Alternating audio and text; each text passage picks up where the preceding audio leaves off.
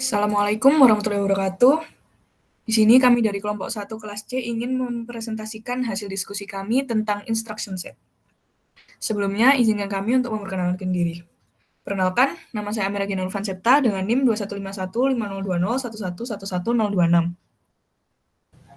Perkenalkan, nama saya Sunu Bekti Prayoga dengan NIM 2151502011111028. Perkenalkan, nama saya Muhammad Amar dengan NIM 2151502011111032. Perkenalkan, nama saya Muhammad Ridwan Hafiz dengan 2151502071111037. Perkenalkan, nama saya Zafran Rama Azmi dengan NIM 2151502077+1025. Baik, yang pertama ada karakteristik dan elemen instruksi mesin. Jadi karakteristiknya adalah operasi prosesor yang ditentukan oleh instruksi yang berisi informasi yang dijalankan. Nah, set instruksi itu sendiri adalah kumpulan instruksi pada prosesor yang dapat dieksekusi. Nah, untuk elemen instruksi mesin yang pertama ada operation code, yaitu menentukan operasi yang akan dilakukan seperti add dan input atau output. Yang kedua ada source operand reference, yaitu operasi melibatkan satu atau lebih operan asal, yaitu operan yang merupakan input untuk operasi. Yang ketiga ada result operand reference, yaitu hasil atau output operasi. Yang terakhir ada next instruction reference, yaitu memberi informasi ke prosesor posisi atau alamat untuk mengambil instruksi berikutnya setelah eksekusi selesai.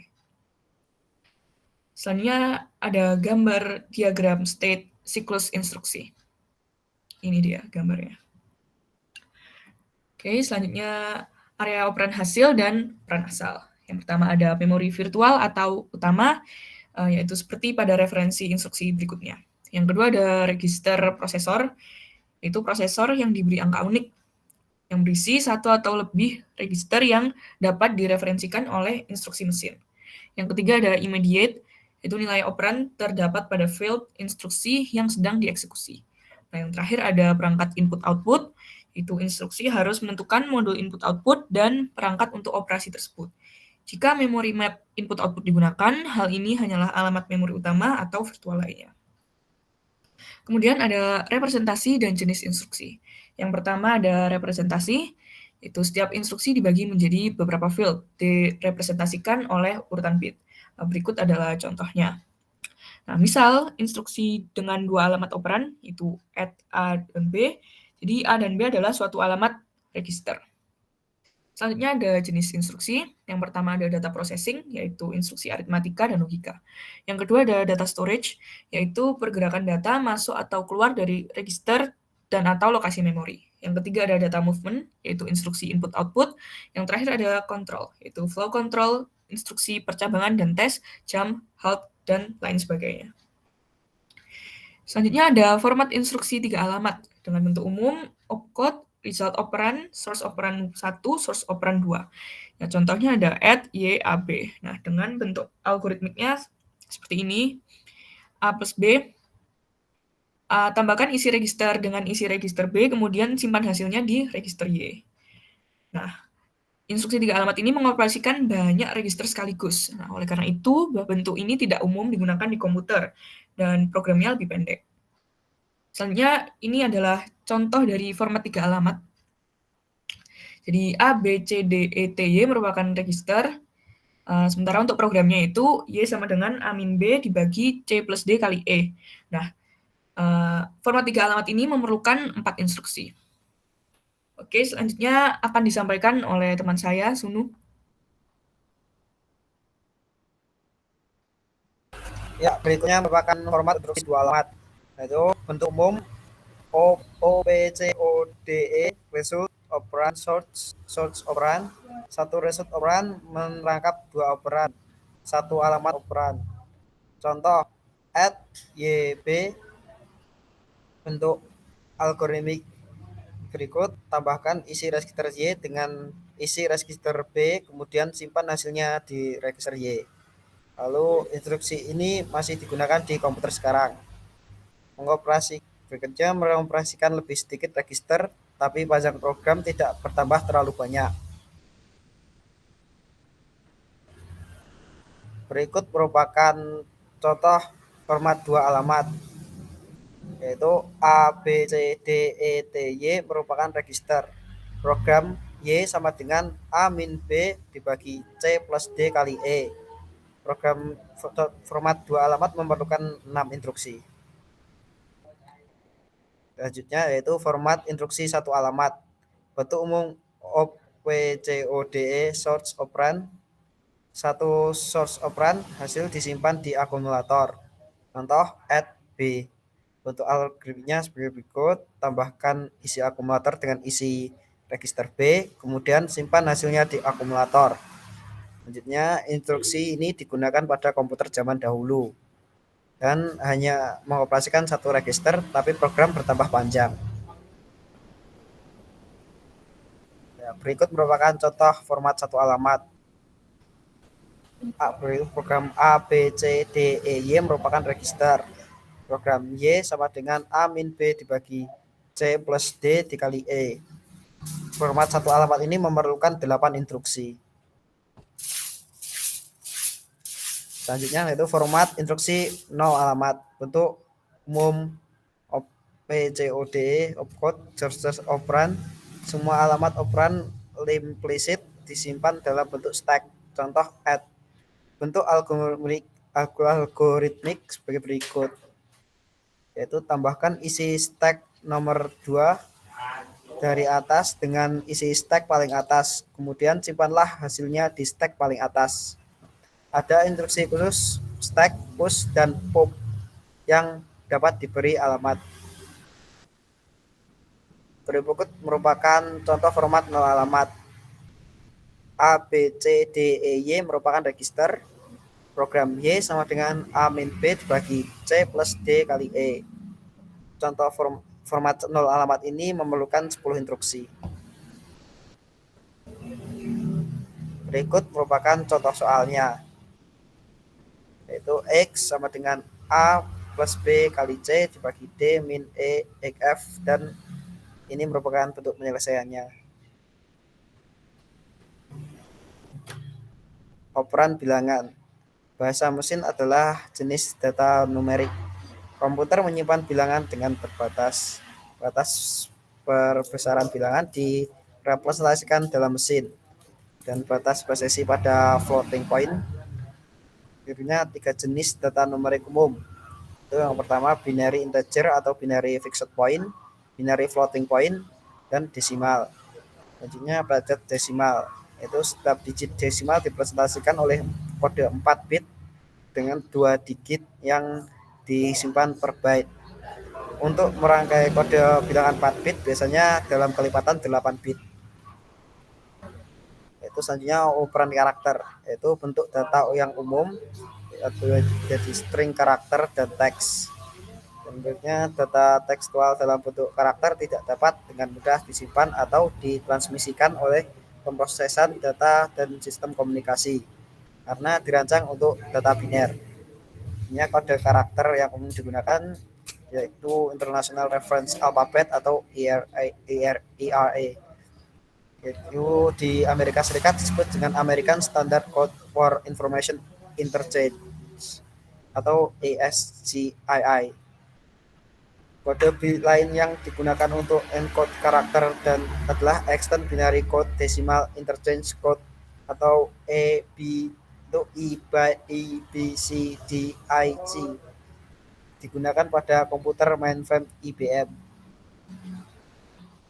Yaitu selanjutnya data logikal, yaitu unit n bit yang terdiri dari data n 1 bit. Setiap item memiliki nilai 0 dan 1. Memiliki 2 keuntungan dari tampilan bit oriented, yaitu memori efisien menyimpan array boolean atau item data biner. Jadi 1 true dan 0 false. Ya, untuk manipulasi bit item data. Jika operasi floating point diimplementasikan dalam software, maka harus dapat menggeser signifikan bit dalam beberapa operasi. Selanjutnya untuk mengubah dari IRA ke page desimal kita perlu mengekstrak 4 bit paling kanan dari setiap byte. Baik, selanjutnya akan dijelaskan oleh teman saya.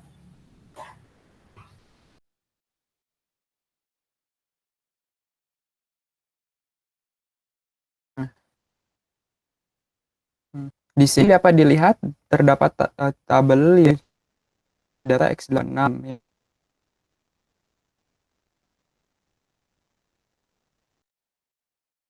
yang terdiri dari general ini dan 126 bit 128 bit secara berturut-turut dengan konten binari yang wajib. Kemudian ada integer, kemudian ada ordinal, kemudian ada unpacked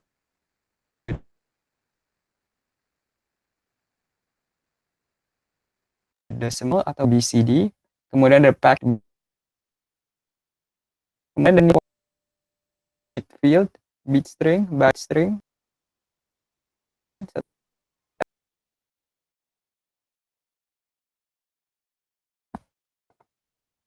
Kemudian dapat dilihat di format data numerik x86 terdapat byte 8 bit dari 0 sampai 7. Kemudian ada word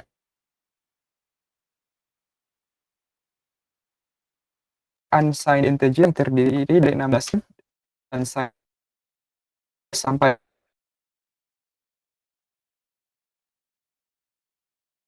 5 jadi 31 jadi 32 bit. Quad word dari 0 sampai 63 jadi 64 bit. Byte signed integer dari 0 sampai 7 sehingga 8 bit. Namun bisa dilihat di sini tuh terdapat bit ke-7 adalah sign bit. Kemudian word signed integer itu dari 0 sign bit juga. Double word signed integer unsigned integer dengan bit terakhirnya sebagai sign integer, bit terakhirnya juga merupakan sign bit. Kemudian ada half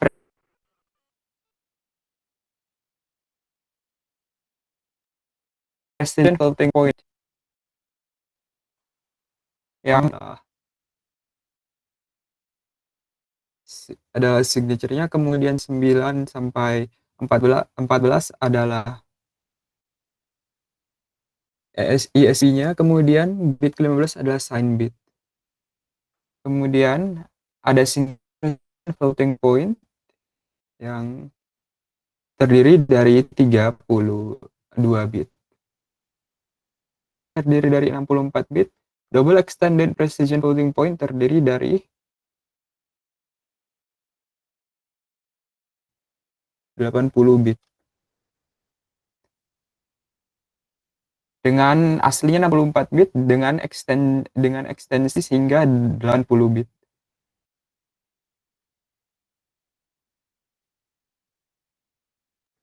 Kemudian selanjutnya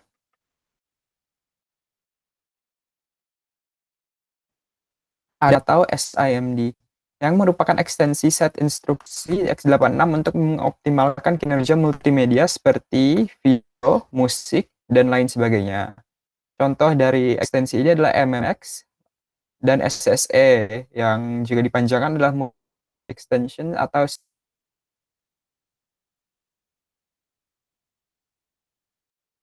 dan streaming SIMD extension secara berturut. Tipe data word integer, packed quad word, dan packed quad word integer, packed single precision floating point, dan packed double precision floating point.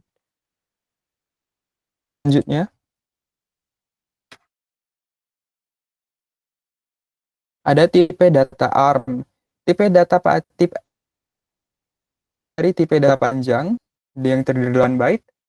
Kemudian tipe data panjang byte yang terdiri dari 8 bit, half word yang terdiri dari 16 bit, dan word yang terdiri dari 32 bit. Akses half word harus selaras dengan akses word, harus selaras pula pada umumnya. Namun jika ada alternatif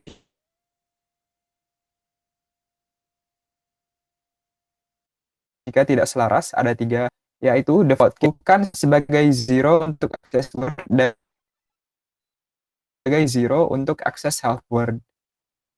Muat satu instruksi word arm didefinisikan secara arsitektural untuk memutar kata word selaras yang direfer oleh alamat bukan word selaras 1, 2, tergantung pada nilai dari dua alamat. Kemudian checking yaitu bila bit control yang sesuai diatur, sinyal data abort menunjukkan kesalahan penyelarasan untuk akses yang tidak selaras. Kemudian ada unaligned access, satu atau lebih akses memori untuk yang berdekatan secara transparan ke programmer.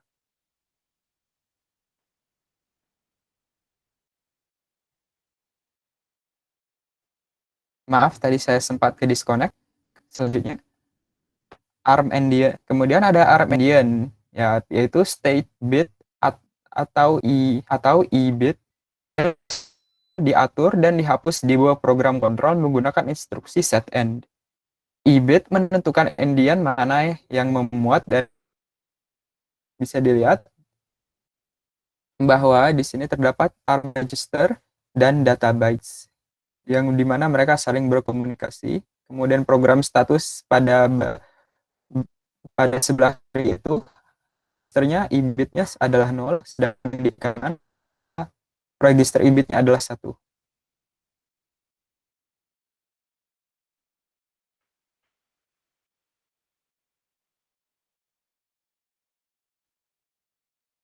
Selanjutnya, terdapat operasi set instruksi umum yang terdiri dari data transfer yang isinya adalah load, exchange, clear, set, push, pop, kemudian ada arithmetic yang terdiri multiply, mengali, divide, membagi, absolute, negate, increment yang menambah satu ke operan, decrement mengurangi satu ke operan. Kemudian terdiri dari and, or, not, exclusive, test, compare, set control variables, shift, dan rotate. Kemudian ada transfer control yang terdiri dari jump, branch, jump conditional, jump to subroutine, return, skip, skip conditional, halt, wait, no operator, output, start IO, test IO. Kemudian ada conversion yang terdiri dari translate dan convert.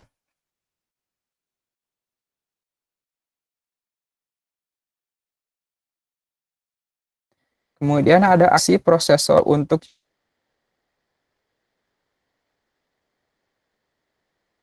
jenis operasi yang satu lokasi ke lokasi berikutnya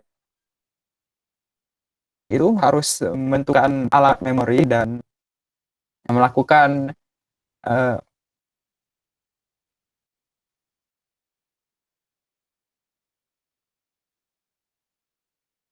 konversi ke memori virtual, alamat memori virtual memori. Kemudian ada arithmetic yang menggunakan unit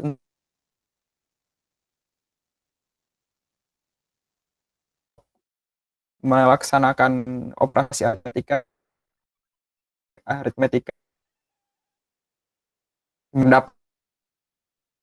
melakukan konversi. Kemudian ada transfer update. Ini program counter di-update untuk subroutine diatur parameter passing dan linkage. Kemudian ada I/O di mana sebuah perintah modul diisukan dan jika memori dipetakan ke I/O, tentukan alamat peta memori. Selanjutnya,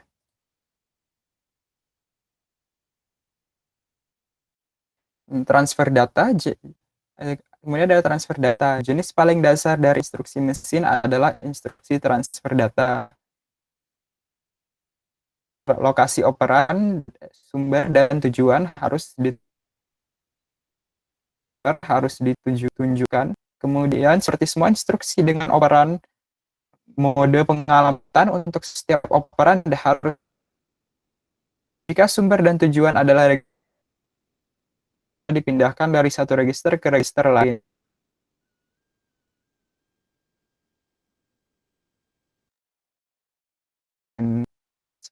Nama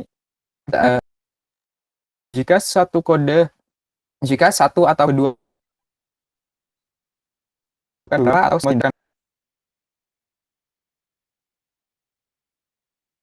mengacu pada memori virtual, terjemahkan dari alamat, tentukan apakah item, jika tidak, berikan perintah ke modul memori.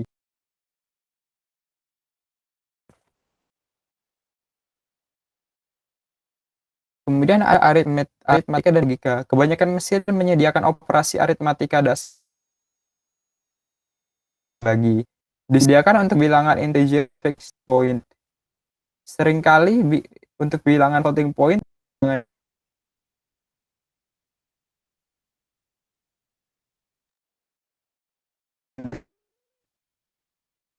bisa digambarkan dan misalnya logical right shift yaitu menggeser ke sebelah kanan sehingga hasilnya sebagai 100 dari 10100.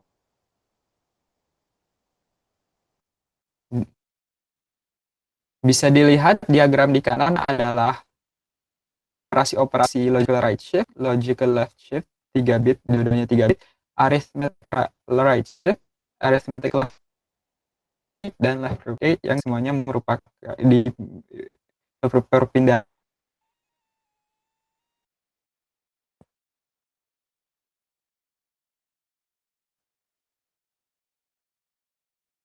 Kemudian selanjutnya akan dilanjutkan oleh Ridwan.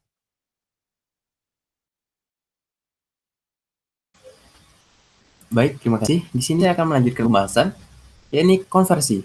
Konversi adalah instruksi yang mengubah format atau mengoperasikan format data. Sebagai contoh, ada konversi desimal ke binary, yakni sebuah konversi sederhana, dan ada instruksi EAS390 Translate atau TR, yang dimana ini merupakan sebuah konversi yang lebih kompleks. Oke, bisa di next. Selanjutnya ada input dan output atau I/O. Terdapat beberapa pendekatan, yaitu pertama adalah isolated programmed I/O, yang kedua ada memory mapped programmed I/O, habis itu terdapat direct memory access atau DMA, dan penggunaan proses I/O. Selanjutnya ada sistem control. Merupakan sebuah instruksi yang hanya dapat berjalan jika prosesor dalam privilege tertentu atau menjalankan program di area memori khusus. Contohnya adalah membaca atau merubah register, instruksi untuk membaca atau memodifikasi kunci perlindungan penyimpanan, dan akses ke proses control block. Kemudian ada transfer control. Transfer control digunakan untuk menjalankan instruksi lebih dari satu kali, dan hampir setiap program menggunakan beberapa kali pengambilan keputusan. Kemudian untuk membantu mekanisme untuk memecah task menjadi bagian-bagian kecil dan dikerjakan satu persatu. Ada beberapa jenis operasi pada transfer control. Salah satunya adalah yang pertama ada branch atau jump, yang dimana merupakan salah satu operannya memiliki alamat dari operasi yang akan dieksekusi. Yang kedua ada skip, di mana memberi isyarat bahwa satu instruksi akan dilewati, dan ada prosedur call atau pemanggilan program komputer mandiri untuk digabungkan ke dalam program yang lebih besar. Nah, berikut adalah contoh bentuk transfer control. Bisa dilihat bahwa pada branch ada dua jenis, yaitu pertama ada conditional branch, yaitu perintah eksekusi percabangan yang memerlukan syarat tertentu. Yang kedua ada unconditional branch, yaitu perintah eksekusi percabangan yang tidak memerlukan syarat tertentu. Ada contoh dari skip, yaitu increment and skip is zero atau ISZ, dan ada bentuk dari prosedur call, yang dimana Pada prosedur call terdapat dua instruksi dasar, yaitu instruksi call dan instruksi return. Oke, bisa di next. Selanjutnya ada penggunaan stack. Ini adalah contoh dari penggunaan stack satu program namun memiliki dua proses. Ya, bisa dilihat. Di next. Kemudian ada stack frame. Pada contoh ini terdapat dua program yang memiliki dua proses, yaitu program P dan program Q. Bisa dilihat program kerjanya, yang dimana proses terbaru akan bertumpuk di paling atas. Nah, baik. Slide selanjutnya akan dijelaskan oleh rekan saya. Baik, selanjutnya adalah jenis operasi Intel x86, x86 dan AMD. x86 menyediakan tipe operasi array yang kompleks termasuk sejumlah instruksi khusus. x86 merupakan CISC atau Complex Instruction Set Computer, yang dimana tujuannya untuk menyediakan tools bagi compiler untuk menghasilkan terjemahan bahasa mesin yang dioptimalkan untuk program bahasa tingkat tinggi. Di sini x86 menyediakan 4 instruksi untuk mendukung produce and call, producer, call or return. Yang pertama ada call, enter, leave, and return. Selanjutnya ada beberapa status flags dan condition code. Status flags, bit dalam register khusus yang dapat diatur oleh operasi tertentu dan digunakan dalam instruksi conditional branch. Di x86 banyak arsitektur lainnya. Tanda status ditetapkan oleh operasi aritmatika dan perbandingan. Nah, pada condition code mengacu pada pengaturan dari satu atau lebih dari status flags. Selanjutnya. Nah, di sini ditampilkan beberapa status flags seperti C, P, A, Z, S, dan O, beserta deskripsinya. Selanjutnya. Dan di sini ditampilkan beberapa simbol dan komennya untuk condition code. Seperti A, N, B, E. Di condition testnya akan menghasilkan C sama dengan 0 dan Z sama dengan 0. Dengan komen greater than or unsigned. Dan condition code lainnya. Selanjutnya. Sejarah instruksi x86 SIMD. Pada tahun 1996, Intel memperkenalkan teknologi MMX ke dalam produk Pentium-nya, sekumpulan instruksi yang sangat dioptimalkan untuk tugas-tugas multimedia. Selanjutnya, data video dan audio bisa terdiri dari array besar dengan tipe data kecil. Nah, terdapat 3 tipe data baru di MMX ini. Yang pertama ada paket byte, kedua paket word, dan ketiga pakai double word. Di sini ditampilkan beberapa set instruksi MMX. Terdiri beberapa kategori, yaitu arithmetic, comparison, conversion, logical, shift, data transfer, dan string. Selanjutnya. Nah, di sini berupa jenis operasi ARM. ARM menyediakan banyak jenis operasi dan merupakan RISC atau Reduced Instruction Set Computer dan umumnya lebih sederhana dari x86 yang merupakan CISC dan terdiri dari beberapa komponen, yaitu load and store, branch, data processing, multiply, parallel addition and subtraction, extend, dan status register access. Dan di sini ditampilkan beberapa ARM Conditional Instruction Execution dengan kode yang bermacam-macam seperti 00, 0001, 0010, dan lain-lainnya. Selanjutnya adalah Big Endian and Little Endian. Endian sendiri memiliki arti bagaimana byte diatur dalam penyimpanan memori. Terdiri dari dua jenis, yaitu Big Endian dan Little Endian. Big Endian sendiri berasal dari kata big N atau nilai dari most significant byte atau MSB disimpan pertama pada urutan byte alamat terendah. Sisa data ditempatkan secara berurutan dalam 3 byte berikutnya dalam memori. Selanjutnya adalah little endian.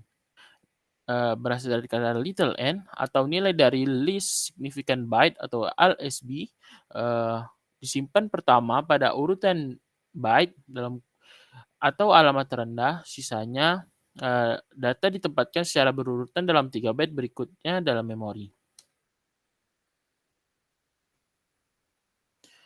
Baiklah, itu presentasi kami tentang instruction sets. Selanjutnya kami akan mempresentasikan tentang addressing modes.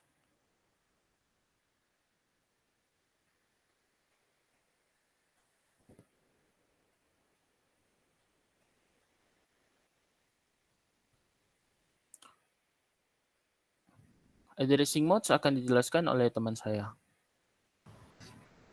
Baik, selanjutnya ada addressing modes. Pendahuluannya. Di suatu variasi model pengalamatan addressing mode atau yang disebut addressing mode dapat digunakan untuk menentukan suatu alamat tempat untuk di mana operan akan di-fetch. Nah, beberapa teknik dapat meningkatkan kecepatan pelaksanaan instruksi dengan menurunkan jumlah referensi pada memori utama dan meningkatkan jumlah referensi pada register kecepatan tinggi. Nah, mode pengalamatan ini menjabarkan suatu aturan untuk menginterpretasikan atau memodifikasi field alamat dari instruksi sebelum operan direferensikan. Selanjutnya ini ada gambar dari addressing modes dan juga ada contoh dari basic addressing modes, yaitu ada beberapa mode seperti immediate, direct, indirect, register, register indirect, displacement, dan stack yang akan dijelaskan pada slide-slide berikutnya. Yang pertama ada immediate addressing. Bentuk pengelamatan yang paling sederhana di mana operan langsung ada pada instruksi format instruksi. Nah, operan benar-benar ada dalam instruksi atau bagian dari instruksi, yaitu operan sama dengan field alamat. Nah, umumnya bilangan akan disimpan dalam bentuk komplement 2. Bit paling kiri sebagai bit tanda, nah operan sama dengan address field. Contohnya ada add 5, yaitu tambah nilai 5 ke isi akumulator. Nah, 5 ini adalah operan. Keuntungan dari immediate addressing adalah tidak ada referensi memori selain dari instruksi yang diperlukan untuk memperoleh operan, dan juga menghemat siklus instruksi sehingga proses keseluruhan akan cepat. Namun, kerugian dari immediate addressing adalah ukuran bilangan atau operan dibatasi oleh ukuran address field. Nah, ini adalah contohnya, gambarnya. Selanjutnya ada direct addressing yang memiliki kelebihan yaitu field alamat berisi efektif address sebuah operan.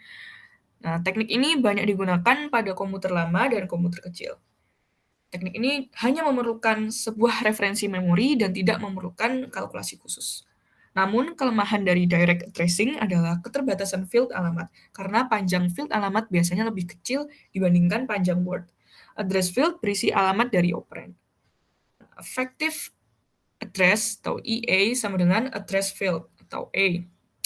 Nah, A addressing isi bit suatu field alamat dalam instruksi, sementara EA effective addressing alamat aktual sebuah lokasi yang berisi.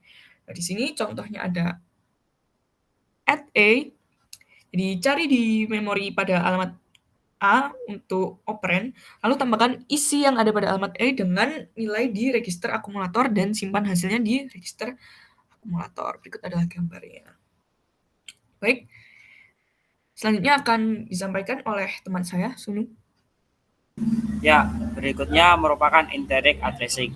Merupakan mode pengalamatan operan di mana area alamat atau address field berisi alamat dari suatu alamat yang akan menunjukkan alamat dari suatu nilai yang akan diproses.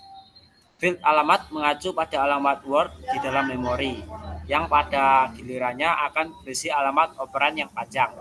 Contohnya, add keterangan, tambahkan isi dari sel yang alamatnya ditunjukkan oleh isi yang terdapat pada dengan nilai yang ada di register akumulator dan simpan hasilnya di register akumulator. Berikut merupakan contoh prosesnya. Ya, selanjutnya. Karakteristik dari indirect addressing adalah memerlukan space address yang besar, 2N di mana N adalah panjang word, dapat dibuat nested atau bersarang, multilevel, dan cached atau bertumpuk. Contohnya EE sama dengan pengaksesan memori yang multiple untuk mendapatkan operan sehingga mengakibatkan proses mode ini agak lebih lambat. Dan keuntungannya adalah jumlah lokasi memori yang dapat diacu lebih banyak, hanya membutuhkan satu referensi memori, tidak memerlukan kalkulasi alamat yang khusus, ruang bagi alamat menjadi besar sehingga semakin banyak alamat yang dapat referensi. Kerugiannya adalah memerlukan dua referensi memori. Jumlah lokasi yang diacu dibatasi oleh ukuran field alamat. Diperlukan referensi memori ganda dalam satu fetch sehingga memperlambat proses operasi. Berikutnya adalah register addressing. Keuntungannya adalah mode pengalamatan register mirip dengan mode pengalamatan langsung. Perbedaannya terletak pada field alamat yang mengacu pada register, bukan pada memori utama. Field yang mereferensi register memiliki panjang 3 atau 4 bit, sehingga dapat mereferensi 8 atau 16 register general. Pengambilan operan dari register lebih cepat dari pengambilan operan dari memori. Jumlah register jauh lebih sedikit dibanding dengan jumlah lokasi memori, sehingga jumlah bit alamat yang dibutuhkan lebih sedikit, akibatnya ukuran address bisa lebih kecil. Diperlukan field alamat berukuran kecil dalam instruksi dan tidak diperlukan referensi memori. Berikutnya dan terakhir, akses ke register lebih cepat daripada akses memori, sehingga proses eksekusi akan lebih cepat. Dan kerugiannya adalah jumlah register sangat terbatas, sehingga penggunaannya harus benar-benar efisien dan ruang alamat menjadi terbatas. Berikutnya register indirect addressing, yaitu metode pengalamatan register tidak langsung mirip dengan mode pengalamatan tidak langsung. Perbedaannya adalah field alamat mengacu pada alamat register, letak operan berada pada memori yang dituju oleh isi register. Keuntungan keterbatasan pengalamatan register tidak langsung pada dasarnya sama dengan pengalamatan tidak langsung. Keterbatasan field alamat diatasi dengan pengaksesan memori yang tidak langsung sehingga alamat yang dibatasi semakin banyak. Dalam satu siklus pengambilan dan penyimpanan, mode pengalamatan register tidak langsung hanya menggunakan satu referensi memori utama, sehingga lebih cepat daripada mode pengalamatan tidak langsung. Dan kerugiannya adalah selain mengakses register diperlukan satu referensi memori. Keuntungannya adalah jumlah lokasi memori yang diacu lebih banyak bergantung pada ukuran registernya. Baik, selanjutnya akan dijelaskan oleh teman saya.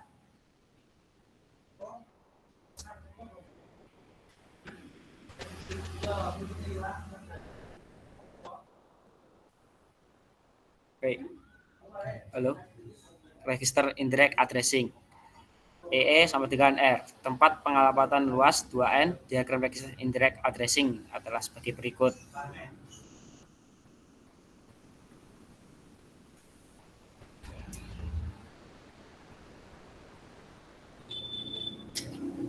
Baik, selanjutnya akan dijelaskan oleh teman saya.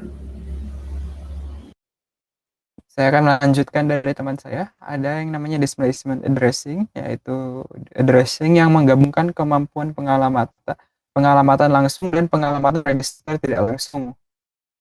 Yaitu jadi mode ini menggabungkan indirect register dan indirect.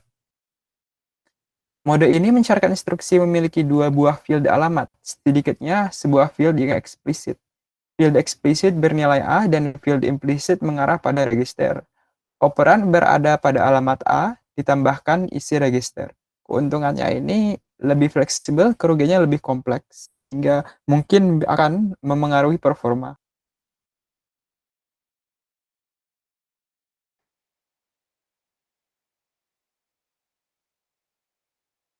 Selanjutnya. Kemudian bisa dilihat sama dengan nilai, yaitu A sebagai base value, R sebagai register yang menampung pertukaran sementara, atau sebaliknya. Bisa dilihat di sebelah kiri ada gambar yang memvisualisasikan hal tersebut, di mana ada operasi kode, ada register R dan address A. Register R dimasukkan ke label registers yang mengarah ke operan. Kemudian register R dioperasikan operan dengan menghasilkan dan menaruh memori pada operan memori. Maaf, terbalik. Kemudian selanjutnya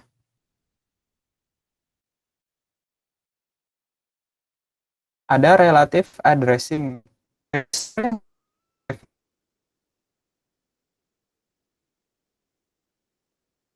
Di referensi secara implisit adalah program alamat, memanfaatkan konsep lokalitas memori untuk menyediakan operan berikutnya, dan merupakan salah satu versi dari pengalamatan untuk pertukaran atau display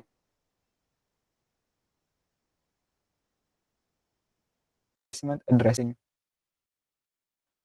Misalnya R sebagai program counter, maka A sama dengan A plus C. Keterangan yaitu ambil operan dari A dari program counter C. Selanjutnya ada yang namanya base register addressing. Mode ini digunakan untuk relasi program dalam memori dari satu area ke area lain. Pada mode pengalamatan base register instruksi tidak berisi alamat. Ia memberikan perpindahan yang relatif sekarang ke area memori yang lain. Base register diisi dengan alamat. Instruksi tidak perlu dimodifikasi, diubah. Program atau satu segmen dari program dapat dipindahkan dari satu area di memori ke yang lain tanpa mempengaruhi instruksi. Dengan perubahan sederhana ini base register. Base register addressing yang register yang referensi berisi sebuah alamat memori dan field alamat perpindahan dari alamat itu. Referensi register dapat eksplisit maupun implisit, memanfaatkan konsep lokalitas memori. Kemudian selanjutnya akan dilanjutkan oleh teman saya.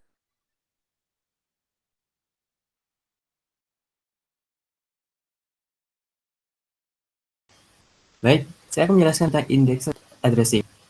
Adalah field alamat referensi alamat memori utama dan register yang direferensikan berisi pemindahan positif dari alamat tersebut. Index addressing merupakan kebalikan dari mode base register. Field alamat dianggap sebagai alamat memori dalam indexing, dan manfaatnya adalah untuk eksekusi program iteratif.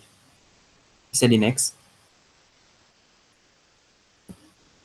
Baik, perlu diperhatikan bahwa ada A sebagai dasar dan R sebagai displacement, maka EA sama dengan A ditambah R, dan jika untuk pengaksesan array, maka EA sama dengan A ditambah R dengan R bersifat increment. Lalu ada kombinasi, dan bentuk dari index addressing bisa dilihat pada gambar di sebelah kanan.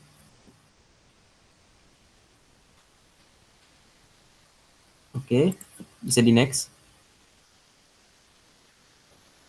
Selanjutnya ada stack addressing.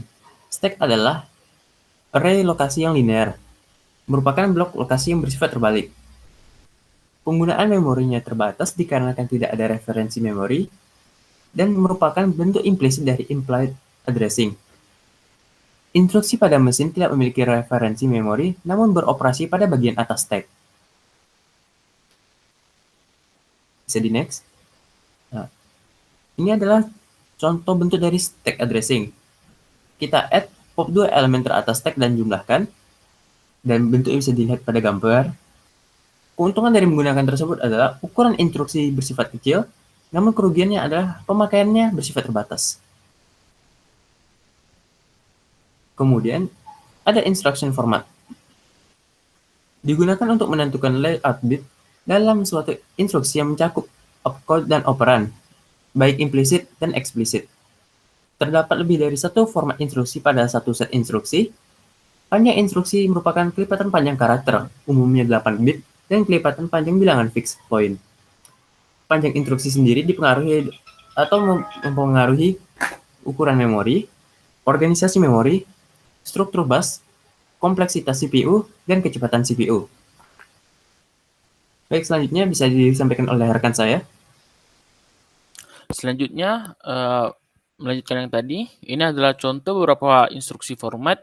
Yang pertama ada format instruksi PDP-10, seperti yang digambarkan di atas.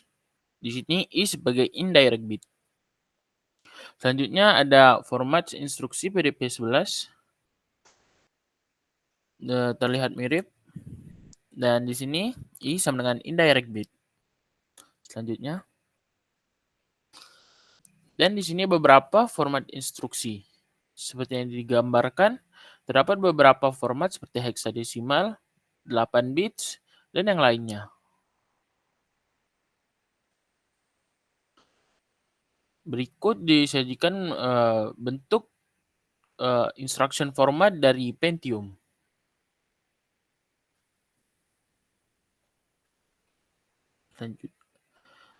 Selanjutnya, ini merupakan instruction format dari PowerPC 1 dengan ukuran 16 bit, seperti branch instruction, condition register logical instructions, dan load and store instruction. Dan di sini disajikan juga instruction format dari PowerPC 2 yang berisi integer arithmetic, logical, and shift or rotate instruction, dan floating point arithmetic instruction.